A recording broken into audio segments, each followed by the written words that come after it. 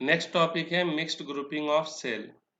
अब देखो बेटा, हमने यहाँ पे सेल लिए जिसका ईएमएफ है ई, इंटरनल रेजिस्टेंस है आर। ऐसे बेटा हमने एक रो के अंदर कितने सेल ले लिए? एन सेल्स लिए, एन सेल्स, ठीक है। और ऐसी कितनी रो लिए?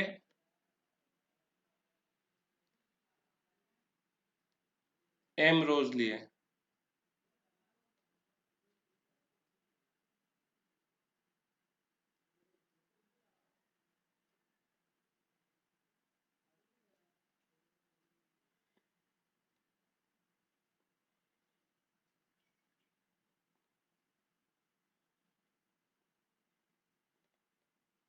एम रोज है भाई, ठीक है।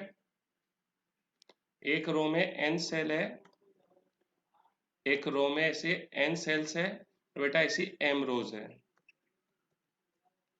इसको हमने ज्वाइन करे बेटा एक एक्सटर्नल रेजिस्टेंस है, ये कहलाती है बेटा मिक्स्ड ग्रुपिंग ऑफ सेल्स। अब देखो बेटा, ये दोनों सेल एक दूसरे को सपोर्ट कर रहे हैं, तो इनका इक्विवेलेंट ईएमएफ कितना हो जाएगा? 2E। तीन रहते हैं और एक दूसरे को सपोर्ट कर रहे हैं, तो कितना हो जाता था? 3E। अब यहाँ पे कितने एन है, तो बेटा एक रो का ईएमएफ हो जाएगा NE।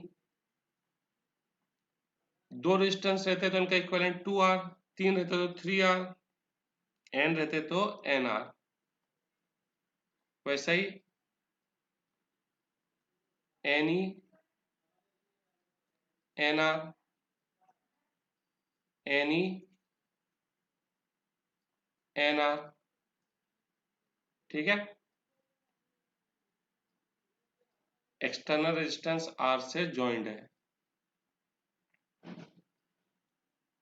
अब बेटा देखो, हमने पैरेलल के अंदर पढ़े थे कि अगर बैटरी का ईएमएफ ई है, सभी बैटरी का ईएमएफ ई है और वो पैरेलल में जुड़े हैं, तो उनके इक्विवेलेंट का भी ईएमएफ कितना आता था? ई आता था।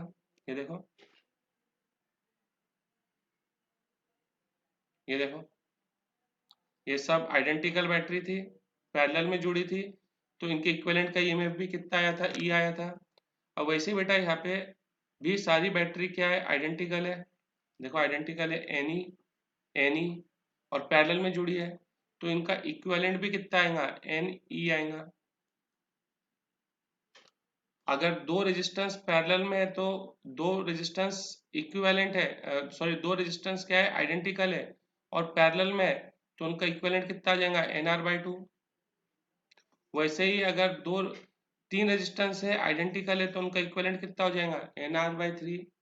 तो यहाँ पे बेटा कितनी रोज है? एम है, तो एक रो के अंदर एक एनआर आ रहा, दो रो के अंदर दो एनआर आएंगे, तीन रो के अंदर कितने एनआर आएंगे? तीन एनआर। तीन रो के अंदर कितने आएंगे? तीन एनआर। तो एम रो के अंदर कितने एनआर आएंगे? M nr. अब अगर एनआर 3 बार आता तो इसका इक्विवेलेंट क्या होता? NR/3। अब एनआर कितनी बार आ रहा? एम बार, तो इसका इक्विवेलेंट हो जाएगा NR/M, ठीक है। और ये सब मिलकर एक्सटर्नल रेजिस्टेंस से आई करंट फ्लो करा रहे थे, तो यहाँ पे भी कितना करंट फ्लो होगा? आई। और बेटा करंट क्या होता है? नेट ईएमएफ, एक ही बैटरी है, upon net internal resistance, NR/M। ये हो गया हम लोग का करंट, ठीक है। अब बेटा करंट देखो, ठीक है, हम लोग इसको थोड़ा सिंप्लीफाई कर लेते हैं। I equal NE MR plus NR/M, तो I equal MNE upon MR plus NR। क्या क्लियर है? अब बेटा देखो, यहाँ पे हम लोग डिनोमिनेटर को देखो, क्या है? MR plus NR। अब MR को मैं लिख सकता रूट एम आर का स्क्वायर, एन आर को लिख सकता रूट एन आर का स्क्वायर, और एक बार मैं क्या करता अंडर रूट 2 mr और अंडर रूट 2 nr को इसमें से क्या करता माइनस करता, और एक बार 2 under root mr under root nr को क्या करता इसमें ऐड करता।